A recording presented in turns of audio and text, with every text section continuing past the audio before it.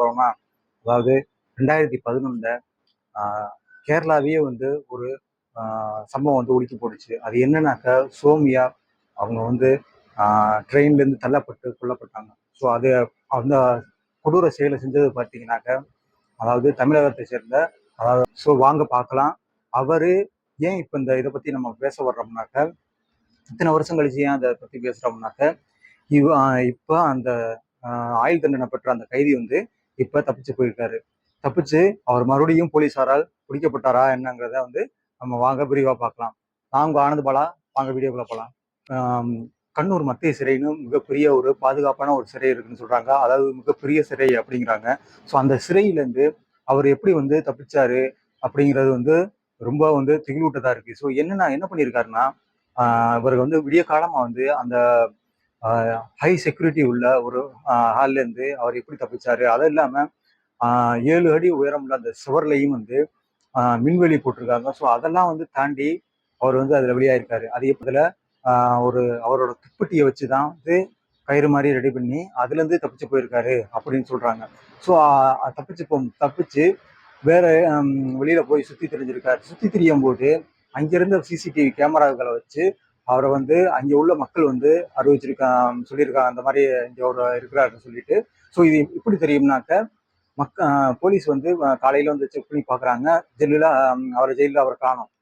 அதுல காணும்னவுடனே உடனே வந்து அங்க வந்து இன்ஃபார்ம் பண்ணப்படுறாங்க. உடனே இப்போ ஃபிளாஷ் நியூஸ் ஆகுறது. அங்க உள்ள மக்கள் வந்து என்ன பண்றாங்கனாக்க, இவரை வந்து இங்கதான் இருக்கிறாரு அப்படின்னு சொல்லிடுறாங்க. சொன்னவனே போய் பாக்குறாங்க. ஒரு கிணத்துக்குள்ள வந்து போலீஸை கண்டவன போய் ஒளிஞ்சுக்கிறான். அப்போ அவன் கிணத்துக்குள்ள இருந்து அவனை வந்து மறுபடியும் ஜெயிலுக்கு கூட்டிட்டு போறாங்க. ஸோ கூட்டிட்டு போய் அவனை வந்து மறுபடியும் ஜெயிலில் அடைச்சிடறாங்க. ஸோ என்ன பண்ணுனா அந்த கோவிந்தசாமி, எதனால இவ்வளவு பரபரப்பா வந்து கேரளாவில் இந்த மாதிரி அவனை கைது பண்றாங்க அப்படிங்கிறத வந்து வாங்க விரிவாக பார்க்கலாம். ஸோ என்னன்னாக்கா 2011 பார்த்தீங்கன்னாக்கா, சோமியாங்கிறவங்க அவங்க வேலை வந்து பார்த்தீங்கன்னாக்கா வேலை பார்த்துட்டு இருக்காங்க. வேலை பார்த்துட்டு இருக்கும்போது அவங்க ஒரு மால்ல வேலை பார்க்குறாங்க. அந்த மால்ல வேலை பார்த்து எப்பவுமே வந்து நைட் டைமிங்ல தான் அவங்க வீட்டுக்கு போவாங்க. வீட்டுக்கு போறதுக்காண்டி அவங்க என்ன பண்ணியிருக்காங்கனாக்க, அவங்க இங்க உள்ள ட்ரெயினை வந்து எடுத்திருக்காங்க. ட்ரெயின்ல எடுத்து அவங்க போயிட்டு இருக்கும்போது அந்த கம்பார்ட்மெண்ட்ல லேடிஸ் கம்பார்ட்மெண்ட். ஆனா அந்த லேடிஸ் கம்பார்ட்மெண்ட்ல இவன் ஒரு அத்துமீறி உள்ளே போயிருக்கான். அதை கோவிந்து பாத்தீங்கன்னாக்க, உள்ளேக்கு போயிட்டு அவங்கள வந்து தவறா நடக்க முயற்சி பண்ணியிருக்கான். ஸோ அதுல இருந்து அவங்க தப்பிக்கிறதுக்காண்டி அவங்க அதுல இருந்து முயற்சி பண்ணியிருக்காங்க. முயற்சி பண்ணும்போது அவங்கள விட முயற்சி பண்றாங்களேன்னு சொல்லிட்டு அவங்கள அந்த ட்ரெயின்ல இருந்து தள்ளி விட்டுருக்கான். தள்ளி விட்டுட்டு இவனும் அது கீழே குதிச்சிருக்கான். குதிச்சு அவங்க உயிருக்கு போராடிக்கிட்டு இருக்காங்க. தலையில பலத்த அடிபட்டு இருக்கு.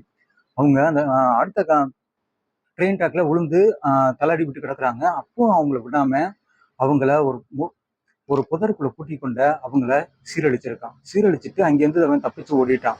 அதுக்கப்புறம் அவ உயிருக்கு வந்து போராடிக்கிட்டு எந்திரிக்கவே முடியல அப்படிங்கிற ஒரு சுச்சுவேஷன் இருக்கும்போது, அப்ப அந்த வழியா வந்த மக்கள் வந்து சோமியாவை காப்பாத்தி அங்கிருந்து ஒரு ஹாஸ்பிட்டல்ல கொண்டு சேர்க்கிறாங்க. அவங்க 5 நாட்களா வந்து உயிருக்கு போராடி இறந்தும் போறாங்க. பத்தியனாக்க அதுக்கப்புறம் வந்து தப்பிச்சு ஓடிடுறான். தப்பிச்சு போனவன அவனை வந்து தேடுறாங்க. அங்க உள்ள அந்த கம்பார்ட்மெண்ட்ல 2 பேர் இருந்திருக்காங்க. அவங்க வந்து என்னன்னாக்கா, அடுத்த கம்பார்ட்மெண்ட்ல இருந்திருக்காங்க. இவன் அந்த டாய்லெட் வழியா போறத வந்து பார்த்திருக்காங்க. அந்த அடையாளத்தை வச்சு இவனை ஒரு லக்ல வந்து அரெஸ்ட் பண்றாங்க கேரளாவில். அரெஸ்ட் பண்ணவன அவனை அங்க இருந்து வந்து தூக்கிட்டு போறாங்க. தூக்கி ஜெயில வச்சு அவனை வந்து கவனிக்கிற விதத்துல கவனிச்சவன அவன் எல்லாத்தையும் ஒத்துக்கிறான். அதுக்கப்புறம் அவனை ஜெயில வந்து 4 மாசம் வந்து அவனுக்கு நடக்குது. அப்போ வந்து இருக்கிற கேரளாவில் மிக பரபரப்பா பேசப்பட்ட கேஸ்ன்னு வந்து இதை வந்து சொல்றாங்க. அப்படி இருக்கும்போது 4 மாசத்துல விரைவு நீதிமன்றம் அமைத்து அவனுக்கு வந்து ஆயுள் தண்டனை வந்து வழங்குறாங்க. அதாவது மரண தண்டனையும் அவனுக்கு வந்து கொடுக்கப்படுது. மரண தண்டனை வந்து இவன் வந்து ஹைகோர்ட்ல அப்ளை பண்ணி அதுலயும் வந்து இவன் வந்து என்ன பண்ணானா, ஹைகோர்ட் என்ன சொல்றாங்கன்னாக்க, இவனுக்கு வந்து மரண தண்டனை ஆயுள் தண்டனை குறைக்கிறாங்க.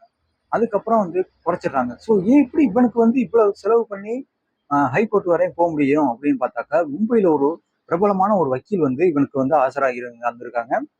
அந்த வக்கீல் பாத்தீங்கன்னாக்கா என்ன சொல்றாருன்னா, இங்க உள்ள ஒரு கொள்ளை கும்பல் தான் அந்த மாதிரி கொடுத்து எனக்கு பண்ண சொன்னாங்க அப்படின்னு அவர் சொல்றாரு. அப்ப இவன் இதுக்கு முன்னாடி என்ன பண்ணியிருக்காங்கனாக்க, தமிழ்நாட்டுல கடலூர் டிஸ்ட்ரிக்ட் அந்த சைடை சேர்ந்தவன்.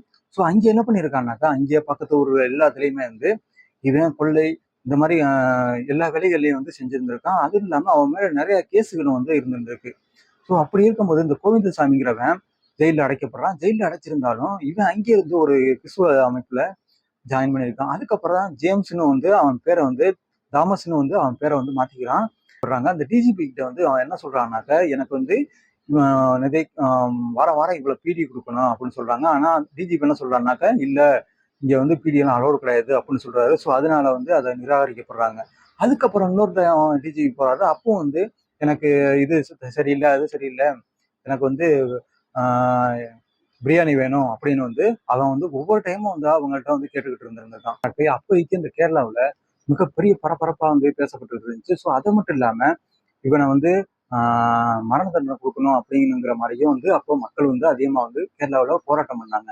ஸோ இது எப்படின்னாக்க இது வந்து ஒரு பொது போக்குவரத்துல போற பெண்களுக்கு வந்து மிக எப்படி ஒரு பாதுகாப்பா இருக்கும் அப்படிங்கிற மாதிரியும் அப்போ ஒரு பேசப்பட்டதா இருந்தது. ஸோ ஏன்னா இப்ப அவன் தப்பிச்சது வந்து பாத்தீங்கன்னாக்க எப்படி தப்பிச்சிருப்பான் இவ்வளவு வந்து ஹை செக்யூரிட்டி இருக்கிற இடத்துல வந்து அவன் எப்படி தப்பிக்க முடியும் அப்படிங்கிறதே வந்து ரொம்ப கேள்விக்குறியா தான் இருக்கு. ஸோ அந்த இடத்துல வந்து ரொம்ப ஒரு கொடூரமானவன் அப்படின்னு சொல்லப்படுறாங்க. நான் உங்க ஆனந்த் பாலா. வணக்கம்.